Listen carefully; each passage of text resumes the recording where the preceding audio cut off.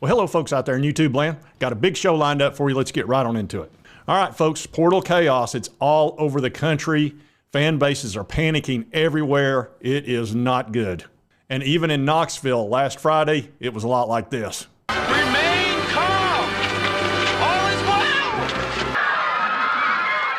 All is well. Now, I can tell you a lot of this panicking has to do with the fact that people aren't used to the portal. And it's kind of a new phenomenon, really, and it's really become a business. So a lot of teams are making business decisions right now, and a lot of players are doing the exact same thing. They've gotten good at this. The players know what to do now to maximize their dollars, to maximize playing time, depending on what they want. Sometimes it's both. And then the coaches have kind of figured out too, we've only got so much NIL money to spend. Some of these players need to go. Some of them we'd like to keep, but not at that price tag. And then others are like, you know what? You're just not getting the job done. Might want to take your services elsewhere. Again, this is becoming a business. A lot of folks don't like that. I understand it, but that's what's going on. So before we get started in on this, I might need a little bit of help. Carl, Peyton, can you help me out a little bit? Omaha. Up. Thanks, guys. All right, so let's get into the portal. So first thing, let's talk about some of these teams that are, some of their fan bases are panicking and they shouldn't be. We'll start out with Ohio State. This one doesn't make any sense. Recently, there's even been talk of getting rid of Ryan Day. This is a guy that's won at like a 90% clip. The problem is he's lost 3 in a row to Michigan, 2 of which I don't think you can count. That was Connor Stallions and a team that had lost 8 straight years to Ohio State by multiple touchdowns. All of a sudden, Connor Stallions shows up, the greatest assistant coach analyst that ever walked the face of the earth, and they beat Ohio State by 2 touchdowns at home, then 3 at Columbus, which is ridiculous. And then this year they did lose. Ohio State did lose at Michigan by 6 points. And realize Ohio State didn't have C.J. Stroud. They've got a new quarterback who is already in the transfer portal and is out. And that's what it boils down to at Ohio State, because everything boils down to beating Michigan. If you lose, they're going to kick you out. It's funny because it's true. That's just the way it is. They will not tolerate losing that one game. You can win all 11 other games, and that's fine. They give you a little pat on the head. You lose to Michigan, they're going to boot you, especially at quarterback. That's just kind of the way it is. So let's look at their transfer portal situation. And I'm going to get into the other schools, don't you worry. But right here, 4-star after 4-star, Royer, Treneham, Brown. Here's a guy that's almost a 5-star, heading out, edge rusher. Fleming, wide receiver, high 4-star. Carrico, almost a 5-star. Here's another big-time 4-star, even Pryor, who's a running back. On down the line. I mean, these are some big-time players. Then you get down here to Kyle McCord, which is their quarterback. He's already transferred to Nebraska. They've got him listed now as a 4-star. He was a 5-star in high school. And that's the punishment you get. You basically get sent out the door because you lost to Michigan. And look, Kyle McCord didn't play a good game. He threw 2 interceptions. They were critical. I don't want to sit here and say one player cost you the game and all that, but it's the game. It's the game in the Big Ten, and you can't lose it. So it is what it is. But they're panicking up there a little bit. Like I said, even wanting to fire the coach, which is nuts, absolutely crazy. Here's the thing that Ohio State needs to do. Number one, you're loaded with talent. You've got an unbelievable recruiting base, and you've got a great class coming in. Your average is a 93, which is right up there with Georgia. So you're fine. You're like number 2 in the country in recruiting.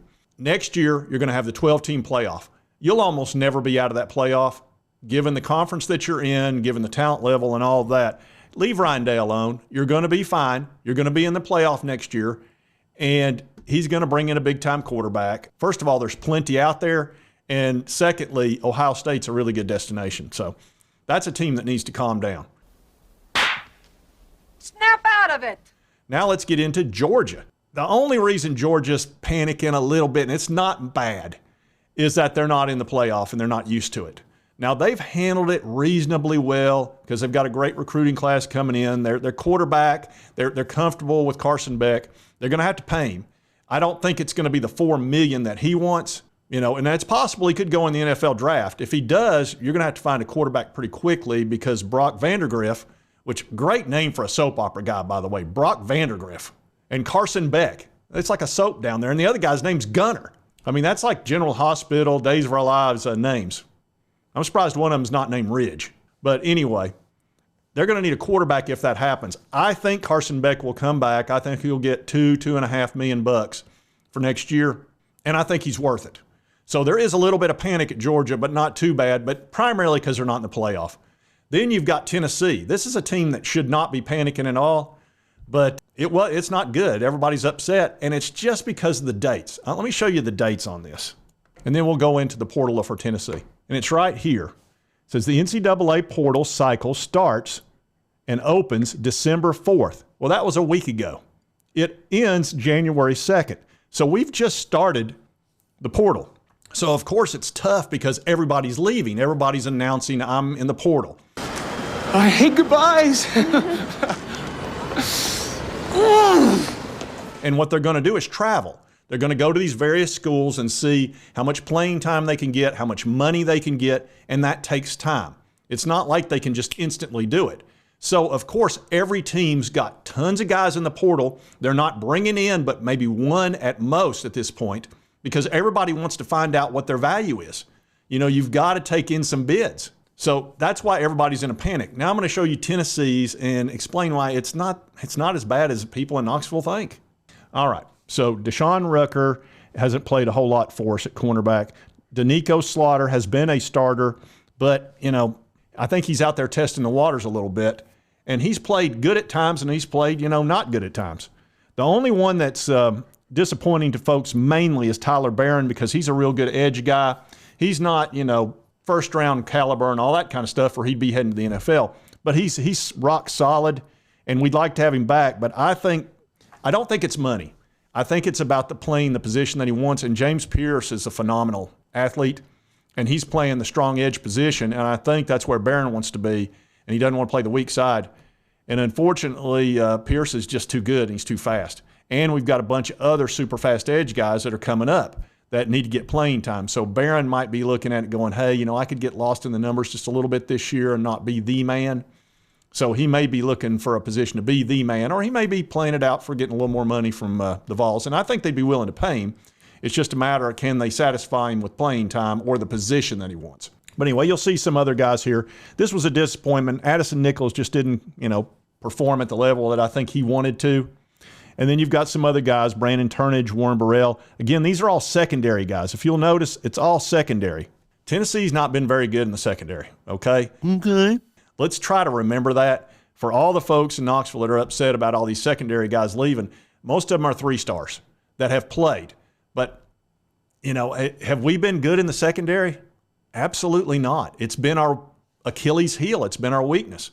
Probably what's happened is these guys said, hey, I either want some money or I'm heading out. And the coaching staff's like, good luck to you.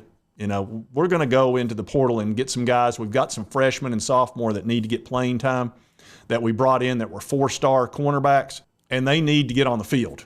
And they may play at the same level you do now, but they've got a higher ceiling.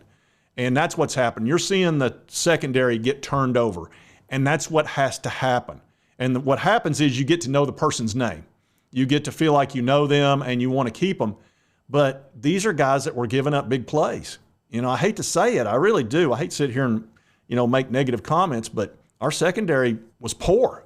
It just was. Now, one thing we did well on defense, we stopped the run beautifully. Our defensive line is fine. The only thing that I'm upset there is, again, Tyler Barron. That's it. Everybody else, man, we're doing great on the defensive line. A lot of these guys are going to be coming back. Same with our offensive line. Our offensive line's fine. We're bringing back a ton of them because of, the extra COVID year. And we're going to be fine there too. Yeah, we lost Seaton. But here's the thing. The silver lining of losing Jordan Seaton. It wasn't our biggest position of need. Tackle, yeah, it's great to get a 5-star tackle. I'd love to have had him. I'm sure we all would have. And we offered him the money he wanted. It's just he wanted to play for Dion.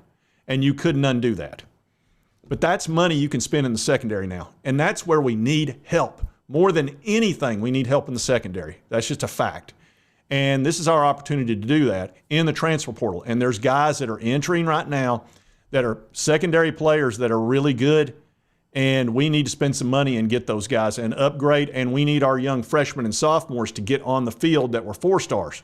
And you're going to see them next year. And you're going to see our secondary hopefully improve.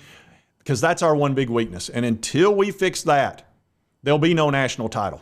I'll just go ahead and tell you, as good as Nico's probably going to be, as good as our offense is probably going to be, and we've been as high as number 1 in the country in offense with Josh Heupel's offense, get the right QB in there. And our defensive line is excellent. We're very good against the run. We were number 1 against the run for most of last year, which is fantastic. And we rushed the ball beautifully. We were number 1 in rushing for most of the year. I think we finished 2nd. So we're in good position in a lot of places. Our secondary's no good. We got to fix it. And you're not going to fix it with the same guys that you've had the entire time. So I know some people get upset because you know their names and you feel like you're comfortable with them. I'm not. I want a secondary to improve, and we need new names. And we need guys that are 4 stars, not 3 stars. And I'm sorry if that hurts anybody's feelings, but that's just a fact. You're not going to play well with the exact same players that didn't play well. So anyway, now let's get into some teams that should be upset and absolutely are panicking, and for good reason. First of all, I don't know which one's panicking worse. You've got South Carolina, and I'm talking about SEC. South Carolina, Florida, Texas A&M, Mississippi State. You've got a lot of teams that are just absolutely freaking out. Florida is losing their recruiting. I mean, it's hurting them big time. But to lose I think their best running back, Trevor Etienne, and he's not leaving over money. Florida will pay him. He's tired of losing. 2 years of losing and struggling like this, he don't want to do it anymore. And the worst thing is going to Georgia. The only thing worse is if he went to Florida State. That would just be the epic meltdown in Florida. Second worst is Georgia. And I think he's going to wind up at Georgia. That's what everybody's seeing because he wants to win. And I hate him going to Georgia because, man, he is a really good running back, and we have to play them. And I'd rather he be on Florida's team, honestly, as much as I dislike Florida, because he's going to be a nightmare playing for Georgia. And Florida knows it. That's why they're up in arms over it. Then on top of it, they lost their best edge rusher. And again, it's not because of playing time and probably not money. It's just he wants to win. And Florida's 2 losing seasons in a row under Billy Napier. That's not going to get it done. Then South Carolina, again, this year, they've become almost a farm club. They just develop these players and then they leave and go get them big money. South Carolina's about the money. They don't have enough NIL. And it's not their fault. It's that they've got 2 big teams in one relatively small state. I mean, it's not a tiny state, but Clemson's really good. And a lot of the money flows to Clemson. They've won 2 national titles in the last 10 years. A lot of money flows to Clemson and doesn't flow to South Carolina. The one positive we've got at Tennessee is even though we're not a big state, we're like a middle of the road state, all the money goes to Tennessee. It all flows into Tennessee. It's not going to Vanderbilt. It's not going to Memphis or any other schools in the state like it is to Tennessee. We're the big dog, and we get to gobble up all that NIL money, which is great. That's why we're able to get a Nico or all these 5 stars that we've got in the last 2 years. They didn't come in here for, $10, and we're not losing a ton of players that we want to keep. If we lose them, it's over playing time or quality of play. That's really what it boils down to. South Carolina's losing guys because they can't pay them. And that's very frustrating, and it's not the fan base's fault. It really isn't. It's not your fault. I know. It's not your fault.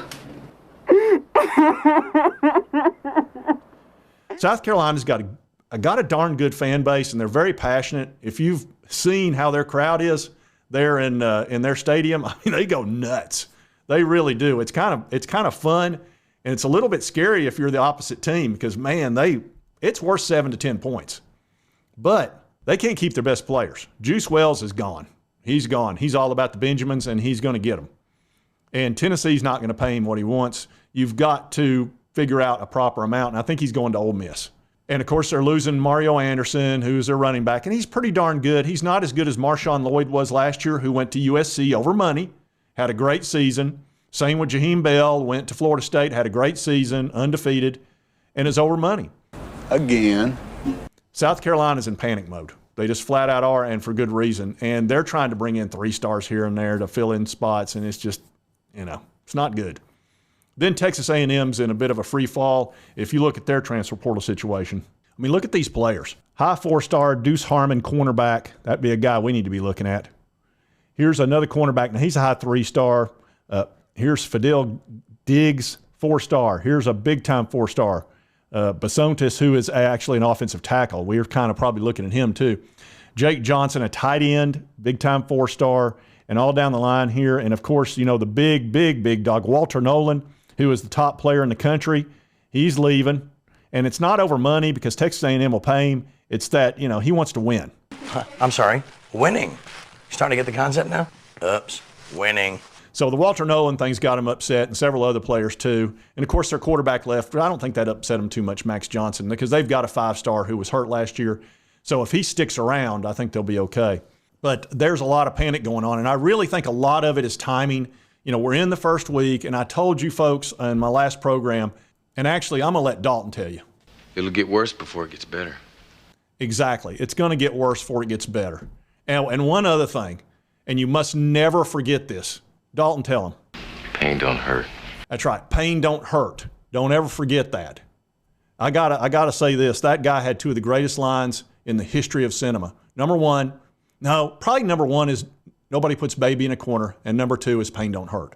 So never forget those 2 things. You can live your life by that. Anyway, I do think a lot of this has to do with timing, and everything's going to start to get better in about a week to 2 weeks. It's going to get worse first because all these guys are entering. They're not going to be making a lot of decisions because they want to play the field, and then when they get more towards the end of this year, they'll start picking who they want to play for. Once they realize, okay, I've got 3 choices now, this is the amount of money I'm going to pick, and they'll be done with it. And we're also only 10 days away from the signing day, the early signing day, which is when everybody signs now. And that's got everybody in a panic. I don't care who you are, you're worried right now.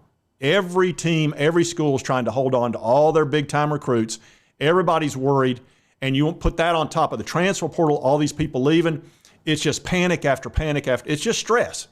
It's this time of year, and we're going to look, 3 years from now, this will be nothing. This is, okay, it's that time of year. But we're not used to it. But we will get used to it. So anyway, I wouldn't, if you're in Knoxville and you're panicking, you shouldn't be. If you're in Ohio State, you really shouldn't be. And if Georgia or whatever. But if South Carolina, Florida, places like that, yeah, you need to be running around with your hair on fire because it's not good. It's just not. And you're probably going to be having a new coach at some point. So anyway, I did want to cover these things and kind of talk about them a little bit. And hopefully it'll help some folks calm down a little bit and realize this is just part of how this is going to be from now on. And for others, it may panic even worse, but so be it. Those aren't my team, so I don't care. That was not very nice. Anyway, if you like this video, be sure to hit that like button. Lets me know to continue to cover these types of things. Obviously, my Vols, the SEC, and all the other big programs. And if you've not subscribed, it is on your right, my left. I think I said that opposite last time. Just hit this little button. That'll help you get my videos. And right over here is the most recent video that YouTube thinks you'll enjoy. And we'll see you next time on Sports Talk Jay.